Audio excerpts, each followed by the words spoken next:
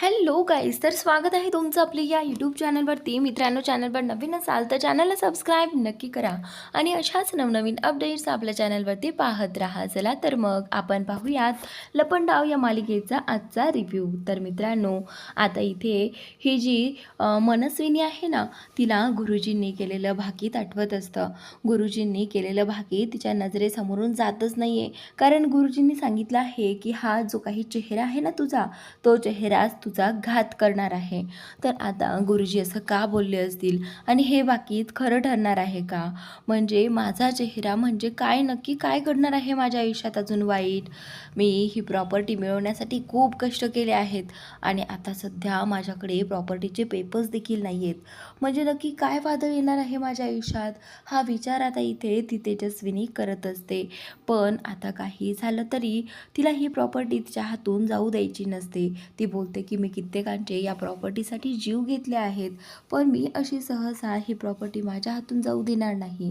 तर आता इथे कुठेतरी तिला डाऊट आला होता की ही प्रॉपर्टी तिच्याकडनं कोणीतरी हिसकावून घेईल आणि ती दुसरी कोणी नसून कदाचित सखीच असेल. हा विचार तिच्या डोक्यात चालू असतो आणि तेवढ्यातच आता इथे तिच्या केबिनमध्ये लाईट जाते. तर आता ही मनस्विनी जी आहे ती गार्डला आवाज देऊ लागते की गार्ड, काय झालं आहे, लाईट का गेली आहे? म्हणून ती गार्डला ओरडत असते, पण कोणीही तिथे येत नाही. कोणीही तिला आवाज देत नाही की कोणीतरी आहे म्हणून वगैरे, असं काहीच आवाज वगैरे देत नाही. तर त्यानंतर आता इथे ती एकटीच असते. तिला कुठेतरी आता भीती वाटू लागते आणि आता तिच्या डोळ्यासमोर एक चित्र तरळू लागतं की तिने प्रॉपर्टीसाठी कुणाकुणाला मारलं आहे. तर तिने नुकतंच तेजस्विनीचा जीव घेण्याचा प्रयत्न केला होता, पण तिला माहिती नसतं की तेजस्विनी जिवंत आहे ते. तर आता खरं तर तिच्यासमोर तेजस्विनीचा चेहरा आलेला आहे, अगदी रक्तबंबाळ झालेला, आणि आता हळूहळू करून तो तिच्या समोर येत आहे. तर आता तेजस्विनीला पाहताच आता इथे ही प्रचंड घाबरलेली आहे. ती बोलू लागते की तू इथे आणि कशी, अशी खूप घाबरलेल्या आवाजात विचारत असते. तर त्यावेळी आता इथे ही तेजस्विनी जी आहे ती तिला बोलू लागते की तुला खूप हौस आहे ना माणसं मारायची, तर आता बघ, मी जिवंत आहे, मला काहीही झालेलं नाही आहे, मी तुझ्या समोर आहे, तू बघ एकदा. तर आता इथे ही तेजस्विनी प्रचंड घाबरलेली असते. तर त्याचनंतर आता इकडे सखी आणि कबीरने दोघांनीही हॉस्पिटलमध्ये एंट्री घेतलेली आहे, तेही अगदी वेषांतर करून. तर त्यावेळी आता इथे हा जो कबीर आहे ना, तो असा पेशंटसारखा बसून चेअरवरती चाललेला असतो आणि सखीने त्याला ढकलत चाललेलं असतं. कुणालाही त्यांच्या दोघांवरती डाऊट वगैरे आलेला नसतो. तर त्यानंतर आता ही जी काही तेजस्विनी आहे ना, मनस्विनीच्या जवळजवळ जात असते, पण ही मनस्विनी प्रचंड घाबरलेली आहे. तिला कळत नसतं की आता हे खरं आहे की खोटं आहे. एवढी चालणारी तेजस्विनी तिच्यासमोर चालत येत आहे म्हटल्यानंतर कुठेतरी तिला वाटू लागतं की हे खरं आहे. ती बोलते की नाही, हे असं शक्यच नाही आहे, कारण मी स्वतः तुला माझ्या हातांनी मारलं आहे आणि तू जिवंत आहेस अजून. तरी देखील आता तेजस्विनी बोलत असते की हो हो, मी जिवंत आहे, पण आता मी तुला सोडणार नाही, असं आता इथे तेजस्विनी मनस्विनीला म्हणत असते. तर त्याचनंतर आता थोड्या वेळाने तेजस्विनी जी आहे ती पुढे जाते आणि बोलू लागते की आता ना मी तुझा जीवच घेते, असं म्हणत आता ती तिचा गळा दाबायला लागते आणि ही मनस्विनी खूप घाबरते. ती लगेचच मागे सरकते आणि त्यानंतर तिथल्याच एका चेअरवरती बसू लागते. तर त्यावेळी आता इथे ही जी तेजस्विनी आहे ती बोलते की तू काहीही केलं ना, आता मी तुला अडवू शकणार नाही, कारण आता मी आजाद झाले आहे. खूप काही इथे तेजस्विनी तिला बोललेली आहे आणि त्यानंतर आता ही नाही नाही म्हणते आणि डोळे मिटून तशीच त्या चेअरवरती बसू लागते. आणि थोड्याच वेळाने आता इथे लाईट आलेली आहे आणि लाईट आल्यानंतर इथे मनस्विनीला दिसतं आहे की तिला कुठेही तेजस्विनी रूममध्ये दिसत नाही आहे. कुठेतरी तिलाच भास होत आहे हे तिला समजून येतं. आणि त्यानंतर आता इथे हा जो वॉचमॅन किंवा गार्ड आहे ना तिथला, तो वरती आलेला आहे आणि तो तिला आवाज देत आहे की मॅडम, काय झालं आहे, तुम्ही अशा घाबरल्या का आहात? तर त्या त्यावेळी आता इथे मनस्विनी जी आहे ती बोलते की ती बाई, त्या बाईमुळे मी घाबरले आहे. त्या बाईला तुम्ही आतच कसं येऊ दिलंत? आणि त्यानंतर ती म्हणू लागते की मला सांगा, लाईटीला काय झालं होतं? तुम्हाला लक्ष देऊन काम करता येत नाही का? असं लाईट बंद पडणं किती धोकादायक आहे, तुम्हाला कळतंय का? तर त्यावेळी आता इथे हा जो वॉचमॅन आहे तो तिला म्हणू लागतो की मॅडम, तुम्ही कुठल्या बद्दल बोलत आहात? तुम्ही इकडे पहा तर त्यावेळी आता इथे ही सरकार जी आहे ती उठून बसते आणि समोर पाहते तर समोर तिला कोणीही दिसत नाही. कोणीही बाई वगैरे तिथे कोणीच नसतं. तर त्यावेळी आता ती बोलते की इडियट, लक्ष देता येत नाही का? जा, निघून जा इथनं, असं म्हणत ती त्या वॉचमॅनला रूमच्या बाहेर पाठवते. आणि त्यानंतर आता इथे तिने लगेचच पाण्याचा ग्लास तोंडाला लावलेला आहे आणि घटाघट पाणी प्यायला सुरुवात केलेली आहे. तर आता ती घाबरलेली असते की जर खरंच तेजस्विनी जिवंत असेल तर, असा प्रश्न तिला इथे पडलेला असतो.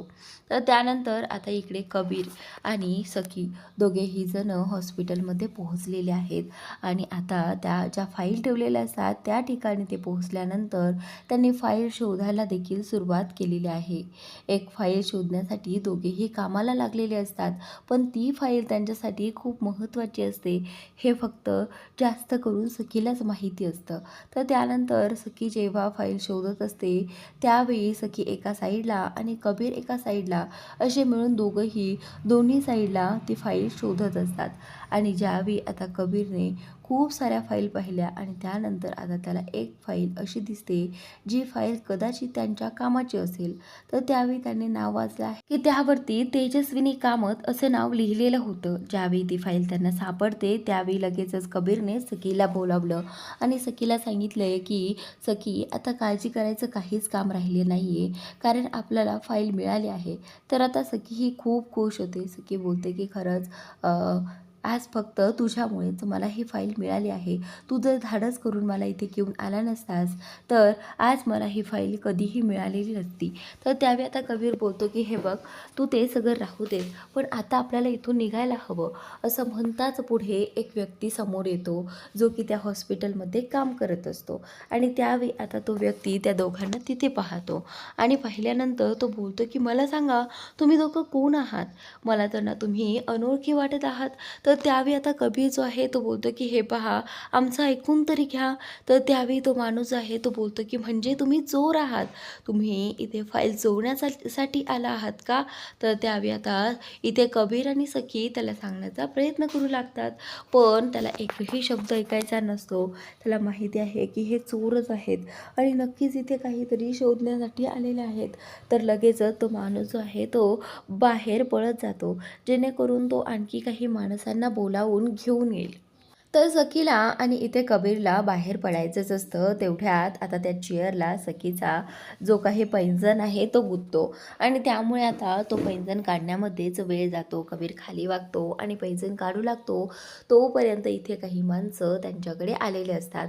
सखी जी आहे ती कबीरला म्हणत असते की कबीर, पटकन कर, कारण माणसं आपल्याकडे आले आहेत. थोड्याच वेळात ती माणसं तिथे पोहोचतात आणि आता कबीर आणि ही जी काही सखी आहे ना, ते दोघेही जण तिथे अडकतात.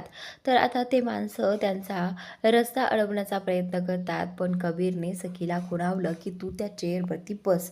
सखी लगेचच त्या चेअरवरती बसली आणि त्यावेळी आता इथे कबीरने त्या चेअरला इकडे तिकडे फिरवून त्यांच्या तावडीतून बाहेर पळ काढले आहे. तर त्याच नंतर आता इथे कबीर जेव्हा बाहेर पळत असतो तर ते व्यक्ती त्यांच्या समोर आलेले असतात. पण आता कबीरने एक शक्कल लढवली. कबीरने सखीला उतरवायला सांगितलं आणि आता ती चेअर जी आहे ती तशीच सोडून दिली आणि त्या चेअरमुळे ती जी समोरची माणसं आहेत ना ती सगळी काही खाली पडली, कारण ती लोखंडाची चेअर आहे आणि ती चेअर जी आहे ती खूप लागते. तर त्यावेळी आता इथे कबीरने असं केल्यामुळे ते व्यक्ती जे आहे ते त्यांच्या मागे येणारे धावणारे ते खाली पडतात आणि त्यानंतर त्यांना थोडा सावरायला उठायला वेळ लागतो. तोपर्यंत कबीर आणि सखी दोघेही जण बाहेर पडतात आणि बाहेर जाऊन एका गाडीच्या पाठीमागे ते लपून बसतात.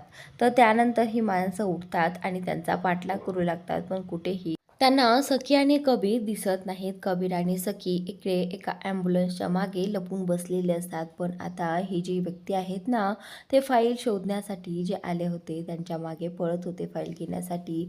त्यांना सखी आणि कबीर दोघेही दिसत नाही. ते दुसऱ्याच गाडीच्या पाठीमागे जातात आणि दुसरीचकडे त्यांना शोधू लागतात.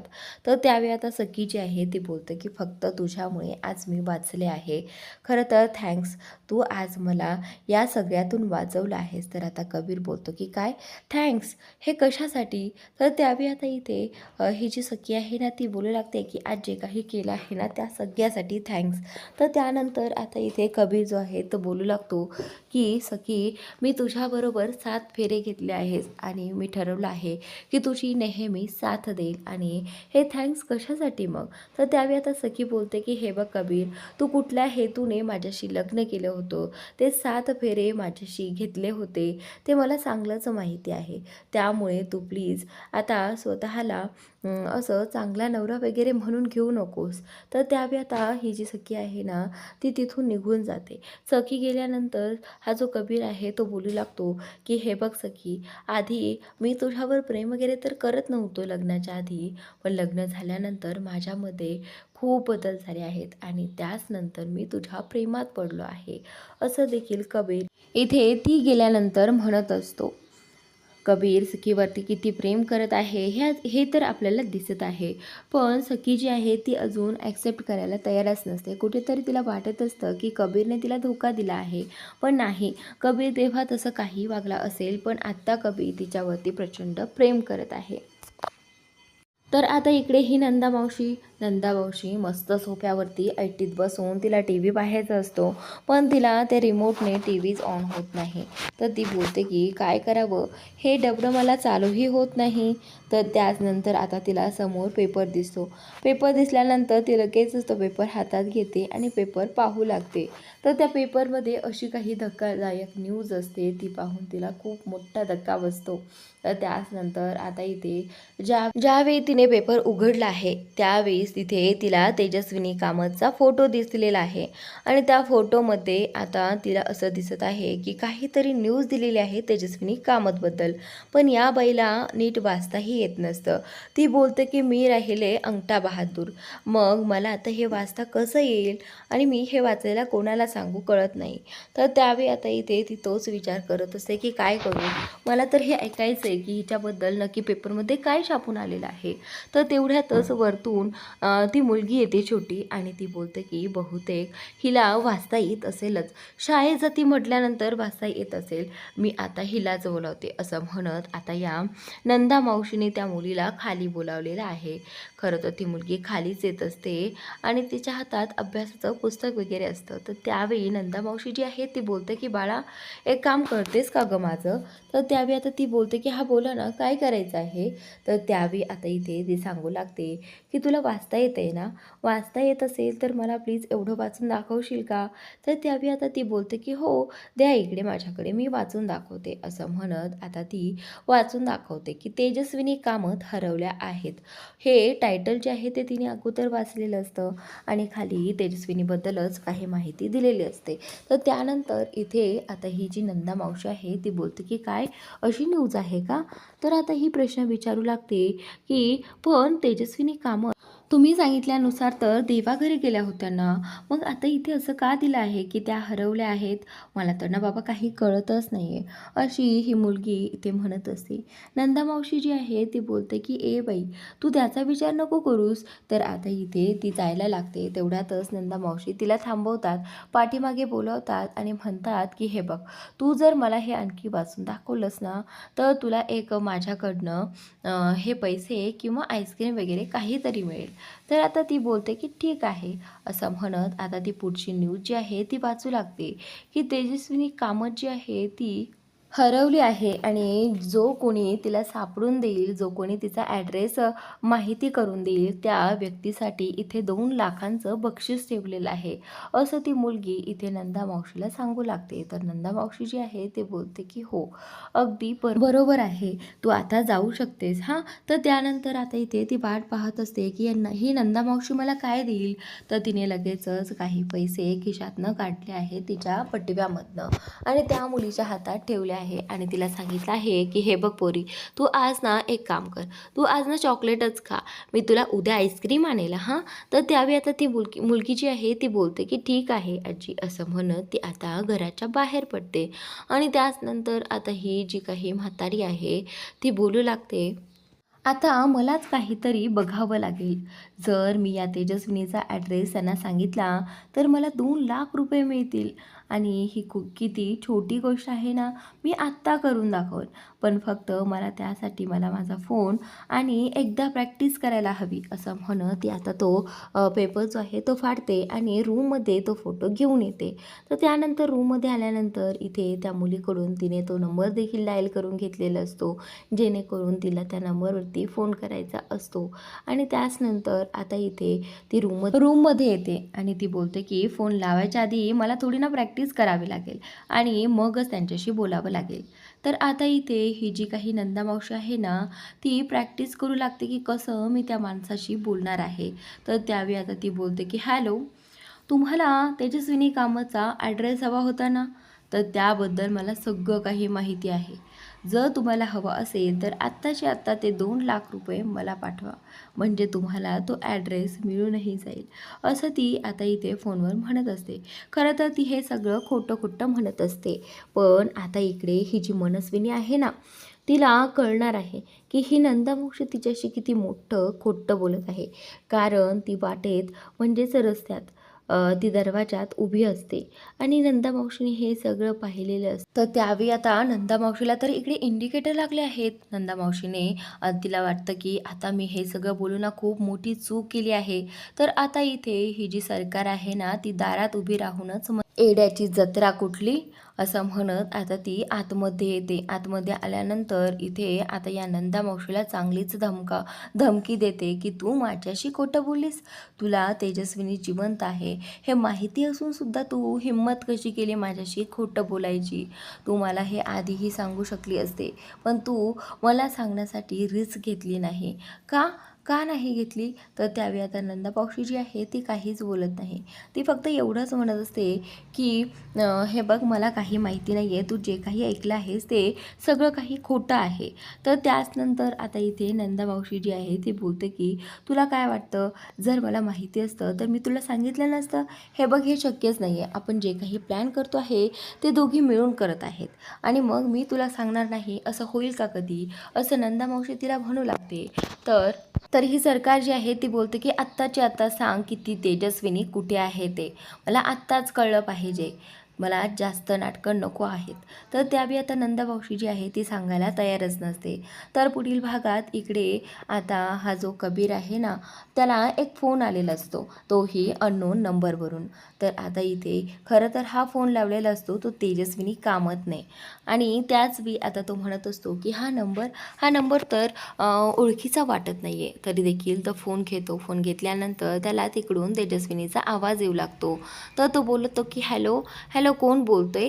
पण आता इकडे मध्येच तो फोन कट झालेला आहे आणि कुठेतरी त्याने तिकडून समोरच्याकडून हॅलो हा शब्द ऐकलेला असतो आणि त्याला आता वाटू लागलेला आहे की हा तोच आवाज आहे जो तेजस्विनी आंटीचा आहे.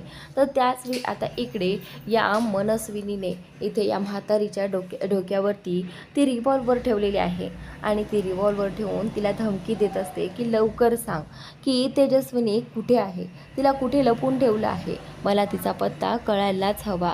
जर ती जिवंत असली तर मी पुन्हा तिचा बंदोबस्त करणार, असं सरकारला म्हणायचं असतं. त्यानंतर आता इथे ही नंदा मावशी ती बोलते की हे बघ बाई, मला त्याबद्दल काहीच माहिती नाही आहे, पण तुला तसं वाटतं त्याला मी काय करणार? तर या मनस्विनीने या नंदा मावशीच्या संदेशी कानाखाली देखील लावलेली असते, कारण ती सांगत नाही आहे की तेजस्विनी कुठे आहे आणि तिला कुठे लपून ठेवलं आहे. पण तरी देखील या नंदा मावशीने तोंड काही उघडलेलं नाही. तर आता इकडे कबीर जो आहे तो सखीकडे आलेला आहे आणि सखी ती फाईल घेऊन हातात घेऊन बसलेली असते आणि वाचत असते की तिच्या आईबद्दल ती माहिती पाहत असते. तर त्यावेळी आता इथे सखी जी आहे ती बोलू लागते कबीरला, "कबीर पहा ना, माझ्या आईने माझ्यासाठी किती काय काय नाही केलं ते, पण मला तिच्यासाठी काहीच करता आलं नाही." तर त्यावेळी आता इथे हा जो कबीर आहे ना तो सखीला बोलू लागतो की "सखी, हे बघ तू असा विचार अजिबात करू नकोस आता, कारण आपल्यासाठी एक खूप आनंदाची बातमी आहे." तर आता तो सांगू लागतो की "कबीर, तेजस्विनी कामत यांना म्हणजेच तुझ्या आईला काहीच झालं नाहीये, तुझी आई जिवंत आहे सखी." असं आता इथे कबीर सखीला सांगत असतो आणि ज्यावेळी सखी हे सगळं ऐकते ना त्यावेळी ती फक्त कबीरकडेच पाहत उभी राहते. तर त्यानंतर कबीर ठरवतो की मी एक दिवस असा आणीन ज्या दिवशी तुझी आणि तुझ्या आईची भेट नक्की घडेल आणि त्यासाठी मी खूप प्रयत्न करणार आहे सखी. मला तुझ्या चेहऱ्यावरचा तो आनंद पाहायचा आहे, तुमची पहिली भेट पाहायची आहे. तर आता इथे सखी जी आहे ती बोलू लागते की "हो कबीर, मलाही तो दिवस पाहायचा आहे." तर मित्रांनो, आजचा भाग इथे संपतोय. पुढील भाग नक्की पहा आणि चॅनलला सबस्क्राईब नक्की करा. Thanks for watching.